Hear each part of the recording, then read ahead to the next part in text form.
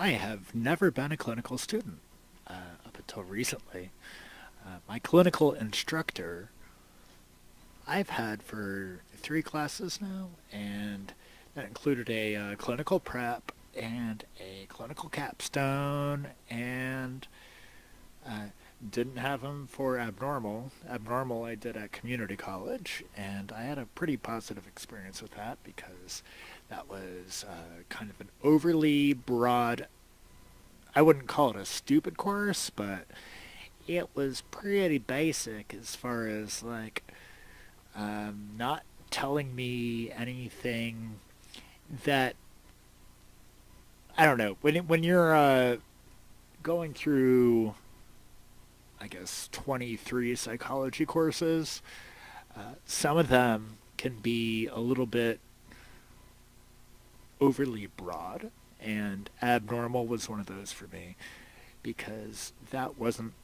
I don't know. It felt like intro to abnormal, and everyone's like, when people are taking psych, isn't that like the splashy one that they're all excited about? Like, yeah, let's do abnormal. We want to see the crazy stuff, and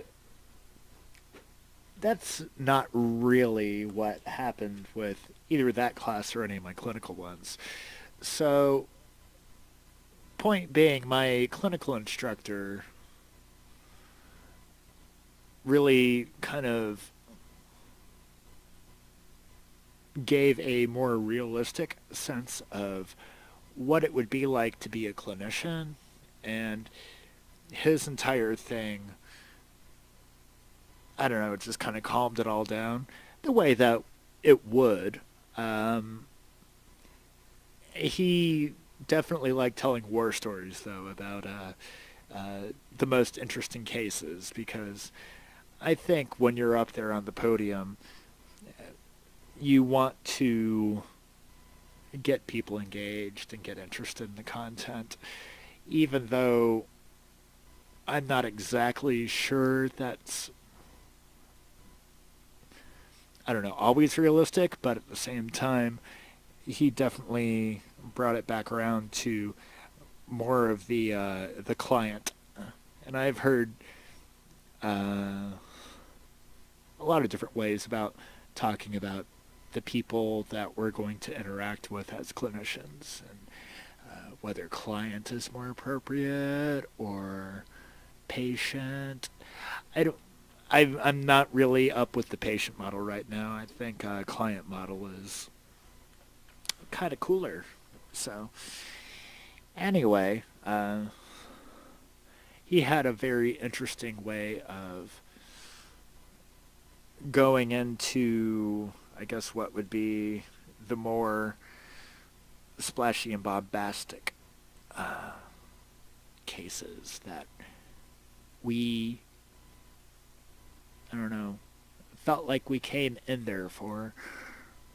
And yeah, I never had him for abnormal. I did have him for clinical, and that was a lot of personality disorders. And it was only when I started getting into clinical rather than social or IO, industrial organizational, or forensic, when I started looking at clinical stuff, that's when we started breaking out the DSM-5 and Malone, and getting into sort of the nuts and bolts of what people think that a psychology degree or a psychology education prepares you for, and that's, uh, I guess, dealing with pathology. And the thing that, for me, and that's something that I really wanted to do with this channel, was breaking out the DSM-5. Just breaking out the DSM-5, got a copy of it in my lap, and just kind of talking about the, I don't know, how many pages are there? There's 1,000 pages, 945-ish. What's the last page? Yeah, that was it, 945.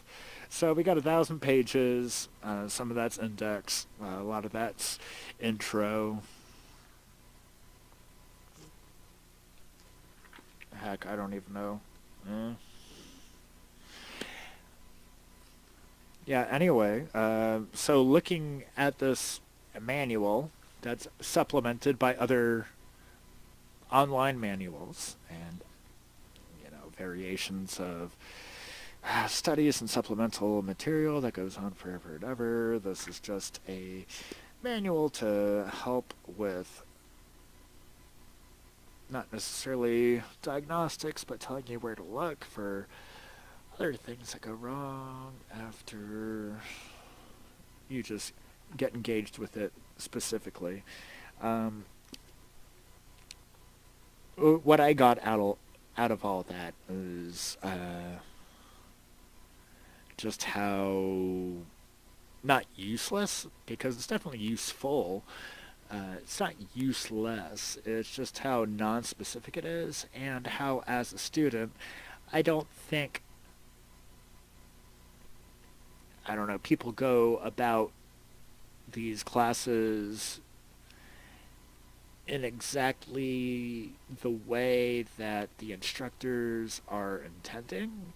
And so, as someone who made it out alive, I think my big advice, just starting off, and we can go deeper into this, I don't know, bit by bit, and I plan on cracking open some books and discussing them here on the channel. But something that I hope that we get around to is just describing what the expectations are for a student of psychology, which,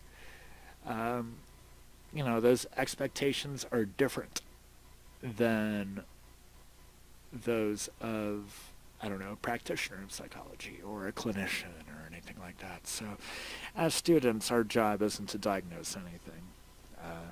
I've found my greatest success over the years, all four of them, all 4 of my years. I've, be it paper writing or speaking out in class, hasn't been by being looking for the gotcha. This isn't an episode of a procedural drama where we're looking for the cool thing that brings it all together. And yeah, we're not chasing a diagnosis ever, pretty much. What it seems to me is that we are chasing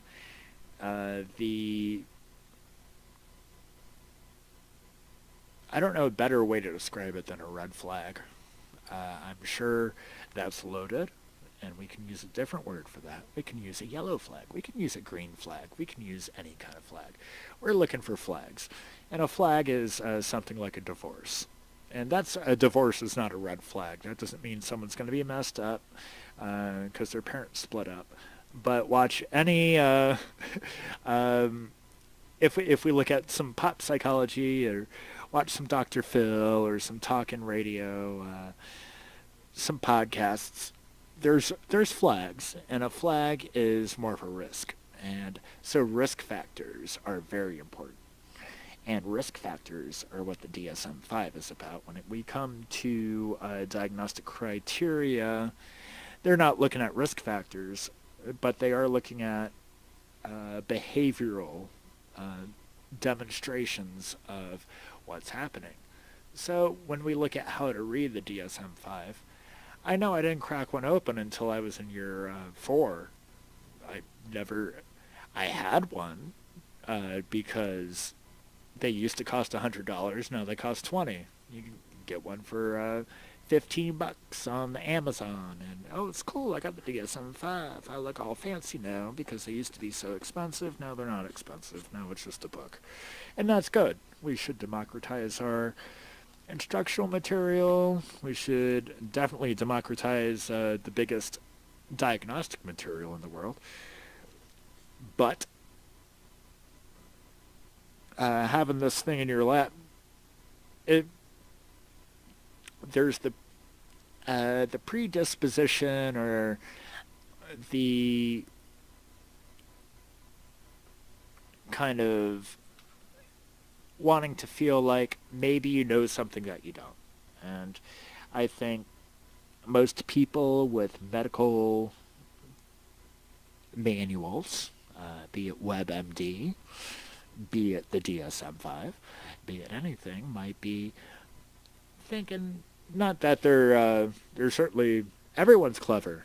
I believe that, you're clever, I'm clever, everyone's clever.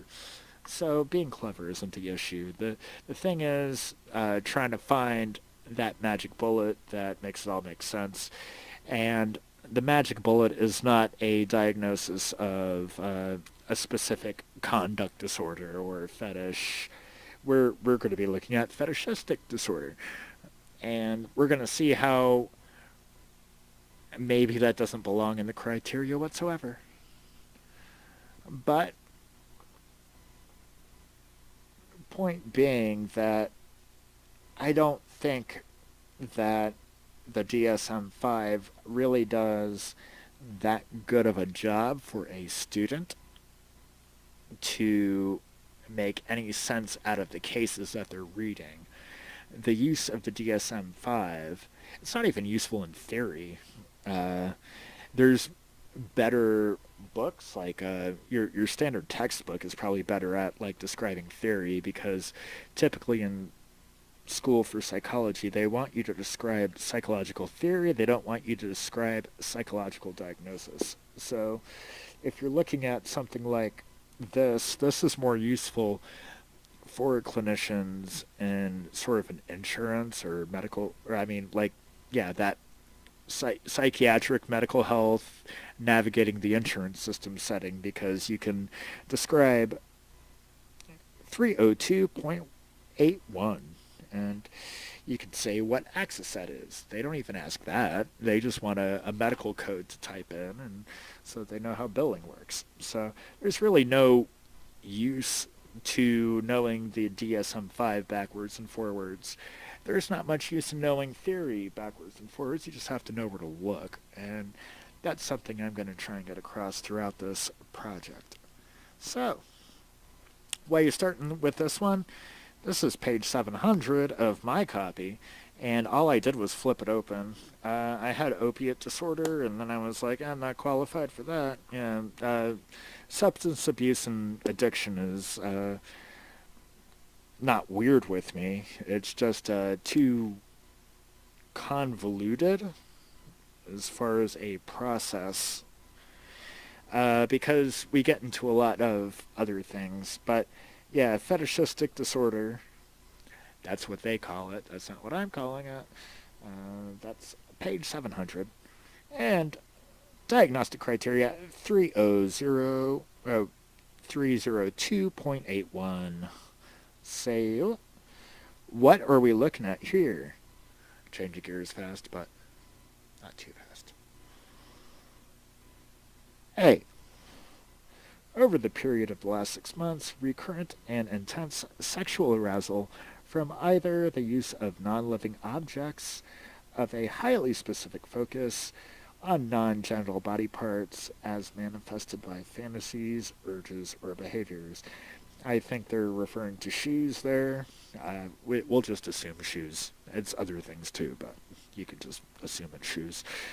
B. The fantasy, sexual urges, and behaviors cause clinically significant distress or impairment in social, occupational, or other important areas of functioning.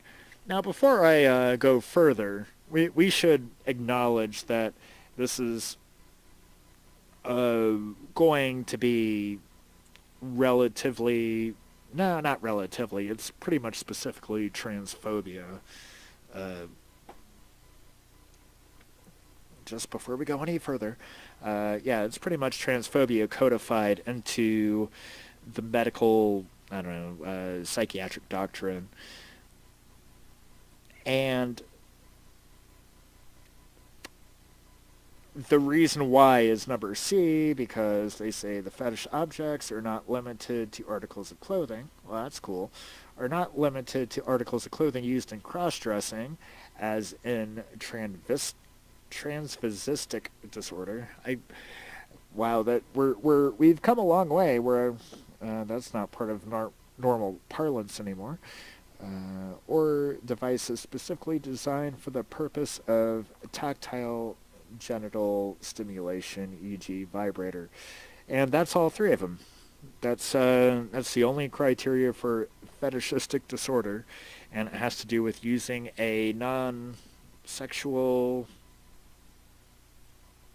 recurrent arousal from a non-living object for a highly specific arousal purpose. And this is codified as a disorder for some reason, and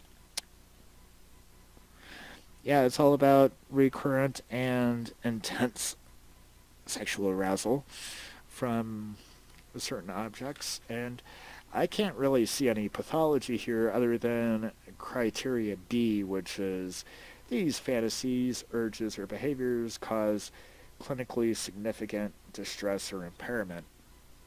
Now, the problem with that is that the only behaviors that one can sort of reconcile to support this diagnosis are things that are probably morally based, and they don't necessarily have to do with anything that we would call pro-social behavior. So they're focusing on antisocial behavior, and that's explored further on in the diagnosis. There's 2 more pages of it. It's all just kind of building on itself word soup as far as clinical stuff. I'd be fine screenshotting it for anyone, but it's not really important because it doesn't actually say anything. So what they're going for with that specific diagnostic criteria as far as significant impairment is crime. Crime and or family drama. That's where it gets even more loaded. So if you look at the kind of behaviors you would look at, it would be something like a breaking and entering for a sexual fetish, such as a cis man stealing a woman's clothing, or they're looking at also social drama too, as far as not limited to articles of clothing used in cross-dressing, but that's always the connotation it has been used at in the past, and so they broadened it. So that would be things like classic transvestitism, which would be a cis man. I don't. It's so off the wall right now as I don't know how they currently describe that behavior these days. Where so trans women are women and trans men are men, and clinically everyone accepts that anyway, so there's no reason to pathologize that.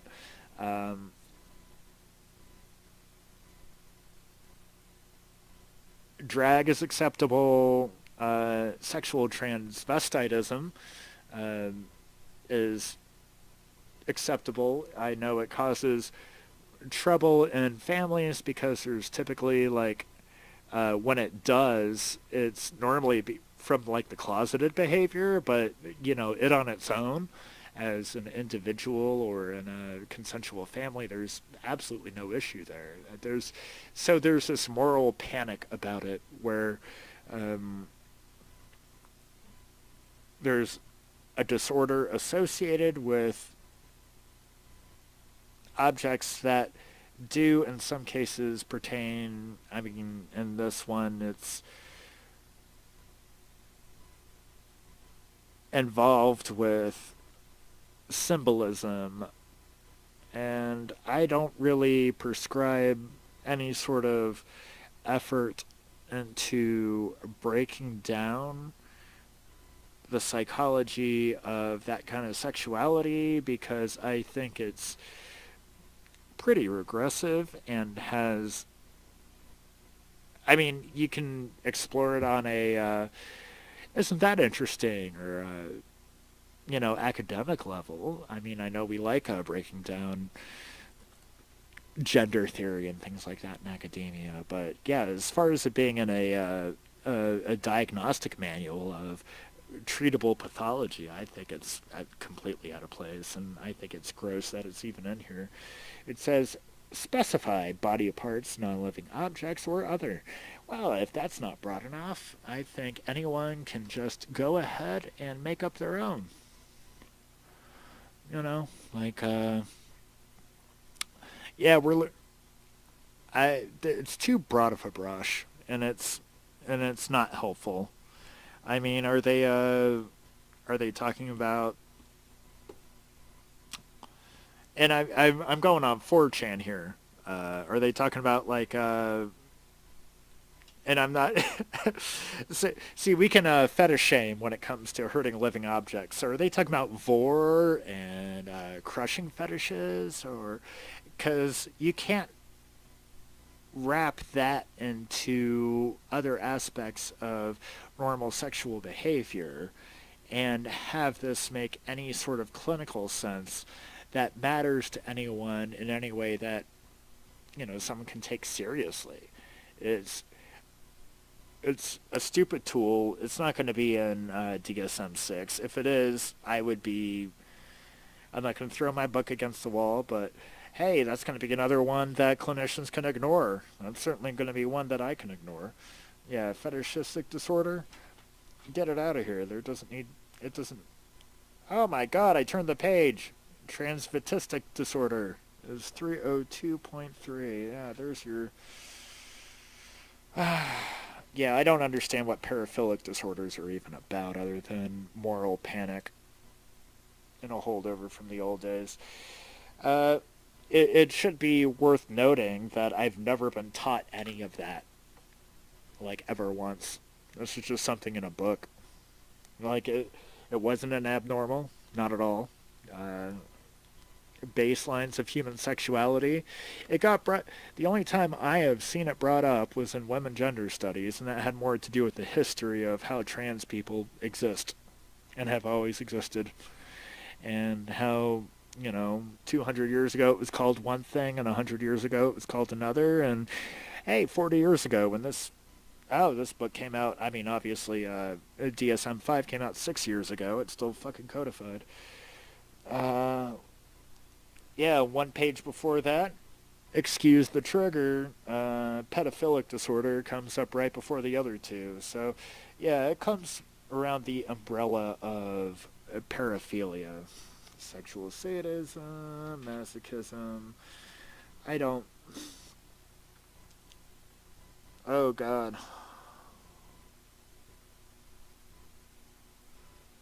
Oh, we got Frotor in here, too. That's saucy. So that's some rubbing. In any case, yeah, the DSM-5, when you get into the sexuality stuff, oh yeah, it's very, what would it be, isn't it scandalous? I guess only to the certain point where, yeah, your existence is being erased by having it be called a pathology. So I don't even understand why this stuff is in here anymore. It doesn't even make any sense. So there's my first DSM-5 review. I love it. So yeah, I'm not going to ask for subscriptions. I'm just going to keep doing these. I mean, not only this. I'm going to do some news-oriented stuff. Definitely some textbook stuff. Definitely response videos to our more regressive concepts, especially if they're not scientifically based. This is definitely some questionable science here. Any sort of studies that I've read, and I have taken some endocrinology, sexuality, and psychology courses, so specifically related to, I don't know, anything that might have a Venn diagram with what they're dog whistling here about fetishism and dietism. Whenever we're questioning gender as far as it being a pathology, it's just fucking ridiculous. There's absolutely nothing here for us to go with. Eh. Good night.